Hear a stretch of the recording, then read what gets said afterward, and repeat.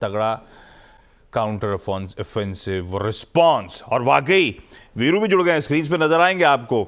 कल रात में जब देख रहा था वो इंडियन आर्म फोर्सेस की कैपेबिलिटी स्क्रीन पे दिख रही थी, वो S-400, वो इंटरसेप्टर्स, वो इंडियन इंटीग्रेटेड डिफेंस नेटवर्क का कमाल। वो वीरू रात के वो ब्लैकआउट के विजुअल्स और विजुअल्स के साथ साथ वो स्क्रीन पे लगातार चल भी रहे हैं। क्या इंटरसेप्टर्स फार मोर कैपेबल, और क्या मुंह तोड़ जवाब देती हुई भारत की सेना। बिल्कुल। गुड मॉर्निंग आशीष, जय हिंद आलोक। और मेरे ख्याल से पाकिस्तान ने जो स्ट्राइक किए ना आशीष, इतना उनको भी आभास नहीं होगा कितना स्ट्रॉन्ग रिटेलिएशन होगा। मतलब पहले डिफेंड करना, देन रिटेलिएट। और आप कह सकते हैं कि सुरक्षा और अपने आप को अगर आप देखें डिफेंड करने के लिए, अपनी रक्षा प्रणाली, अपने आप को मतलब किसी अटैक के अगेंस्ट हेज करने के लिए ना, S-400 ये बड़ी अचूक प्रणाली है। S-400 का लोहा सब मान चुके हैं, अच्छे से डिफेंड किया मेरे ख्याल से। मैं आज आशीष डेवलपमेंट्स पे, हाँ, असल में राजनयिक दीपक वोरा सर जुड़ रहे हैं। वीरू अपन दोनों बातचीत कंटिन्यू करेंगे, लेकिन पहले वोरा सर के पास। वोरा सर, गुड मॉर्निंग, जय Hind, thank you so much. Vora sir हमारे साथ लाइव जुड़े हुए थे रात में भी, और तड़के सुबह भी वोरा सर हमारे साथ। गुड मॉर्निंग, आपको मना कैसे कर सकता हूँ, सिखाएं मुझे। वोरा सर थैंक यू, तहे दिल से शुक्रिया। अच्छा वोरा सर, ये थोड़ा सा अब तक लग रहा था स्किर्मिशेस बॉर्डर रिलेटेड, ये ओवरनाइट डेवलपमेंट्स थोड़े से अब मीनिंगफुल होते चले जा रहे हैं, थोड़े से ज़्यादा एग्रेसिव होते जा रहा है, रिटेलिएशन तगड़ा होता चले जा रहा है। ये अब थोड़ी सी दिक्कत ओवरनाइट, आपने भी सारे अपडेट्स पढ़े होंगे, जो रात में चर्चा हुई थी उसके बियॉन्ड अब जो कहानी खड़ी हुई है, ये दिक्कतें काफ़ी बढ़ती हुई। रात के अपडेट्स क्या हैं आपकी तरफ से सर? मैं सोया नहीं हूँ, आप भी नहीं सोए, हम सब मॉनिटर कर रहे थे क्या हो रहा है। सबसे पहले तो बहुत बहुत धन्यवाद, क्योंकि आपके चैनल पे जब भी आता हूँ मुझे बहुत कुछ सीखने को मिलता है। मैंने दो चीजों पर ध्यान रख रहा था। एक हमारी नेवल एक्शन पर, क्योंकि मेरा गहरा संबंध है भारतीय नेवी के साथ, तो मैं समझने की कोशिश कर रहा था। उन्होंने अग्रेसिव पेट्रोलिंग की बात जो की है, अग्रेसिव पोस्चरिंग की बात जो की है, इसका मतलब है कि वो अब तैयार हो गए हैं 71 की तरह उसके घर में घुस के उसको बाहर निकाल के ठोकने की, क्योंकि उसके पास हमारी नेवल ताकत का कोई जवाब नहीं है। हमारे बैटल कैरियर ग्रुप एक वहां पहुंच गया, आप जानते हैं, विक्रांत, उसके ऊपर ब्रह्मोस हैं, बहुत सी चीजें। मुझे जो खबर आई थी फ्रॉम माय फ्रेंड्स इन पाकिस्तान, जो पाकिस्तानी है लेकिन शायद वहां रहते नहीं है, उन्होंने कहा है कि कराची का जो हार्बर है, बंदरगाह है, उसको आग लग गई थी 71 में भी। ऑपरेशन ट्राइडेंट में वहां के जो पेट्रोल स्टोरेज टैंक्स थे उनको सबसे पहले फोड़ा गया था। यही लगता है कि वहां पे हुआ है, इसीलिए कोई तस्वीरें वहां से वो दिखा नहीं रहे। और ये भी बताया गया था कि पाकिस्तान नेवी का कोई भी जहाज उस इलाके में नहीं था, शायद वो किसी सेफ जगह पे चले गए हैं डर के। तो ये सबसे पहली चीज जो मुझे पता लगी कि बहुत प्रेशर डाला जा रहा है, मिलिट्री प्रेशर पाकिस्तान के ऊपर। और कि अगर कराची को ब्लॉक कर दिया, जो उनका main and only functional port है, गदर सदर तो बाद में आए थे, जो चीनियों का पोर्ट है जो काम नहीं करता है, तो उनको बहुत तकलीफ होगी। 2 दिन के अंदर घुटने टेकने पड़ेंगे, क्योंकि कोई ट्रेड वहां पे नहीं होगा। दूसरी चीज, पाकिस्तान ने अपने अपने बैंक्स के ऊपर प्रतिबंध लगा दिए हैं। मुझे बताया गया है कि अगर कोई जाता है पैसे निकालने के लिए तो $50 US डॉलर की बराबर इक्विवेलेंट से ज्यादा नहीं निकाल सकते। इसका मतलब एक सीरियस समस्या वहां हो रही है फॉरेन एक्सचेंज की और करेंसी फ्लाइट, जो हम कहते हैं, लोग पैसा निकाल के भाग ना जाए, इसीलिए उसको लिमिट कर दिया है। और तीसरा सर, मैं स्टॉक एक्सचेंज को देख रहा था, क्योंकि वो एक बहुत बड़ा इंडिकेटर होता है। कहते हैं ना, कैपिटल इज अ कावर्ड। जो मनी होता है, पैसा होता है, वो बड़ा डरपोक होता है। तो जहां उसको लगा कि स्थिति कुछ वॉलेट आ जाए तो भाग जाता है।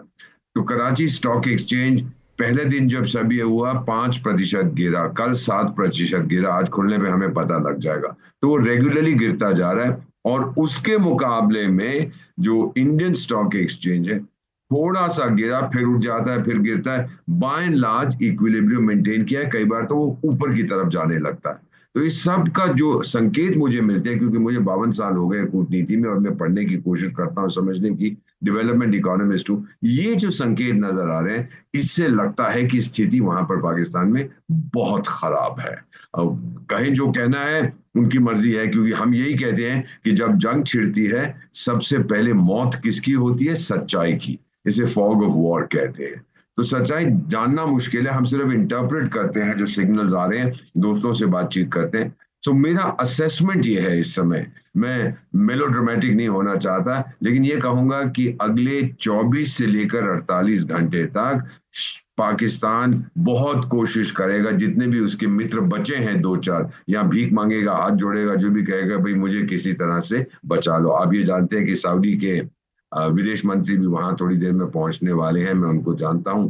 सऊदी अरेबिया अपना खेल खेलेगा वहां पर, क्योंकि वो कतार को बाहर रखना चाहता है। ये इस्लामिक देशों के आपस में भी बहुत सारे दाव पेच चलते रहते हैं, but situation for Pakistan is not good. उन्होंने जो किया है, वो जो मैड मुल्ला मुनीर है, उसने सोचा था कि मैं ये कर दूंगा, वो कर दूंगा, भारत डर जाएगा। उन्होंने एंटिसिपेट नहीं किया था इतना तगड़ा रिस्पॉन्स। इसमें एक चीज और बताता, जस्ट वन मोर मिनट। आपको याद होगा कि मैड मुल्ला मुनीर ने, मेरा ख्याल कुछ हफ्ते हुए, तो कैडेट्स को एड्रेस कर रहा था पाकिस्तान मिलिट्री एकेडमी के, और उनको बोला कि हम सॉफ्ट स्टेट बन गए हैं। मैंने कुछ अपने पाकिस्तानी फ्रेंड से बात की, मैंने कहा इस मुल्ले को पता भी है सॉफ्ट स्टेट का मतलब क्या होता है? बोले जी सॉफ्ट स्टेट। मैंने कहा हाँ मैं समझ गया सॉफ्ट स्टेट क्या मतलब होता है। हाँ जी सॉफ्ट स्टेट। मैंने कहा सॉफ्ट स्टेट का मतलब ये सॉफ्ट जैसे मेरा हाथ है ये होता है? किसी को मालूम नहीं था, किसी ने बता दिया उसको बोल दो। फिर मैंने समझाया कि भाई 1968 में जब मैं कॉलेज में था, इकोनॉमिक्स पढ़ रहा था, तो उस समय हमें सॉफ्ट स्टेट के बारे में बताया जाता है। स्वीडिश इकोनॉमी गुनर मर्डल ने किताब लिखी थी एशियन ड्रामा, उसमें इस टर्म का पहली बार प्रयोग किया, और उसने कहा इसके 4 इंडिकेटर्स होते हैं। वीक लीडरशिप पहला, नो डिसिप्लिन दूसरा, इकोनॉमिक कोलैप्स तीसरा, और चौथा बड़ा दिलचस्प है सर, कि आपकी सिक्योरिटी एजेंसीज बेकार की हो। तो मैंने कहा खुद स्वीकार कर रहा है कि उसकी फौज नपुंसक है। अगर किसी ने इसको समझाया होता, अबे गधे ये चीजें नहीं कहते, अपनी फौज का मनोबल तू तोड़ रहा है, लेकिन बेवकूफ है, मुल्ला है, समझ नहीं आती ये फाइनल चीजें क्या होती है। सो फाइनली मुझे I am convinced, I don't know, अभी मैं उसकी पुष्टि करूंगा थोड़ी देर में। I am trying to speak to my friend. Balochistan तो चला गया है, there is no question about it. मेरे बलूच मित्र जो हैं वो आज या कल में मुझे बता रहे हैं कि वो आजादी की घोषणा कर देंगे। दैट सेपरेट, पाकिस्तान तो भाग गया सब कुछ छोड़ के, वहां से क्वेटा से निकल गया, और फिर जो टीटीपी वाले हैं वो कह रहे हैं कि हमने पेशावर को ले लिया है। So it's gone.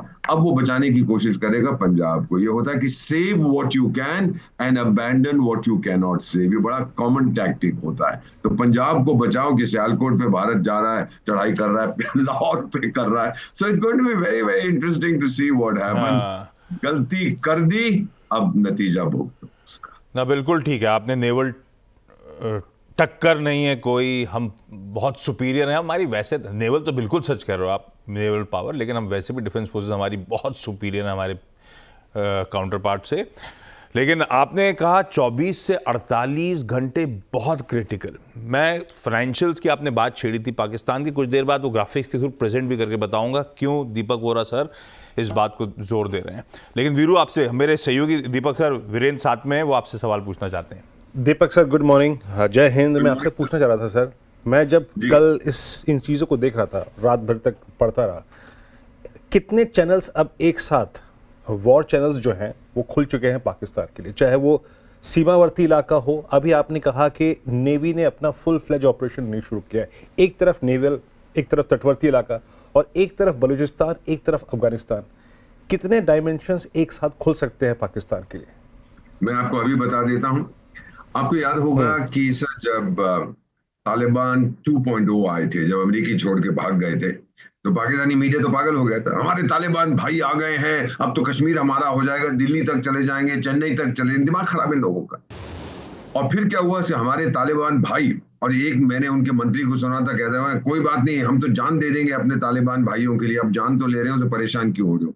तो पहला उनका फ्रंट जो खुला ऐसा, वो है अफगानिस्तान पाकिस्तान। ये जानते हैं ट्रेडिशनल है, हिस्टोरिकल है, कोई अफगान पाकिस्तान को पसंद नहीं करता sir. Let me put it across bluntly, the Afghans hate Pakistan.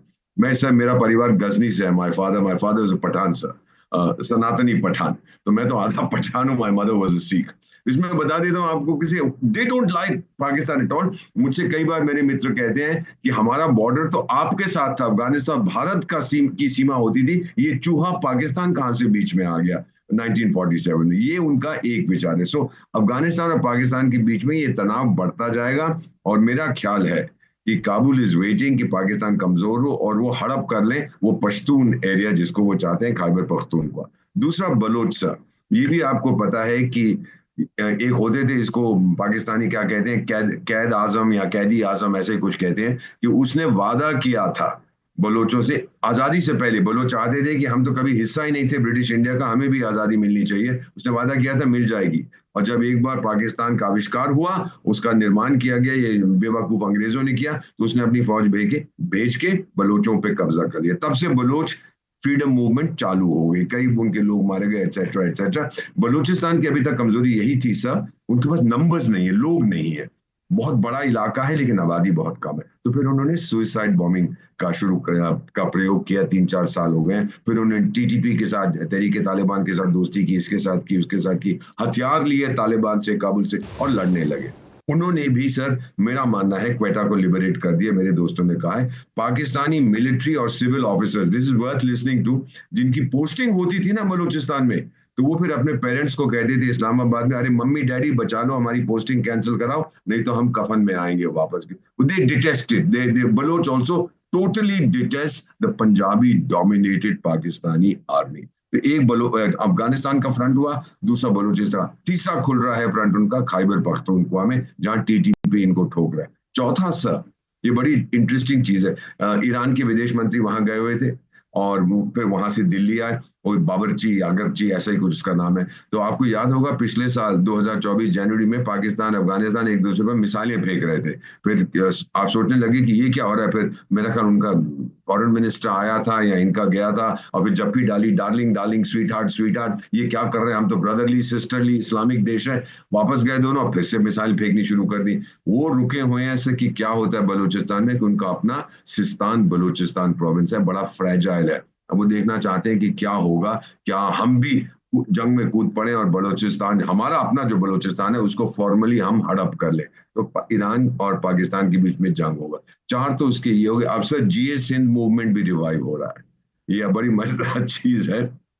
वो चाहते हैं हमें अपना सिंधु देश बनना चाहिए। 5 फ्रंट, और अब छठा उस बेवकूफ ने हमारे अगेंस्ट खोल दिया। और सबसे इंपॉर्टेंट फ्रंट हमारे साथ होगा अगर पाकिस्तान हार गया सर, जो लगता है इस समय बहुत संभव है, उसको बचाने कोई नहीं आएगा सर। मेरा ख्याल है कि जो वहां की पंजाबी डोमिनेटेड आर्मी है, कहेंगे पंजाब को बचा लो, बाकी सबको जाने दो। This is my assessment. मैं 6 देशों में आपका राजदूत रहा हूं, ये मैंने कई बार देखा। सूडान में भी देखा है, अरे भाई दक्षिण सूडान को जाने दो, जो दारफूर है पश्चिमी सूडान, कम से कम उसको बचाओ। मैंने इसको इथियोपिया एरिट्रिया में देखा, भाई इस इलाके को जाने दो, कम से कम देश की अखंडता को बचाओ, हम दोनों जगह नहीं लड़ सकते सर। ये मैंने पश्चिम अफ्रीका में भी देखा, अरे let this area go, we have no interest, let us save our capital. ये चीजें चलेंगी, और आप देखेंगे इस प्रकार के वहां पे जो सेंटिमेंट्स हैं अब वो बढ़ते जाएंगे। किसी तरह से लाहौर और सियालकोट को बचाओ, बाकी पाकिस्तान गया अमृतसर के छोले खाने, हमें कोई इंटरेस्ट नहीं। They have no interest,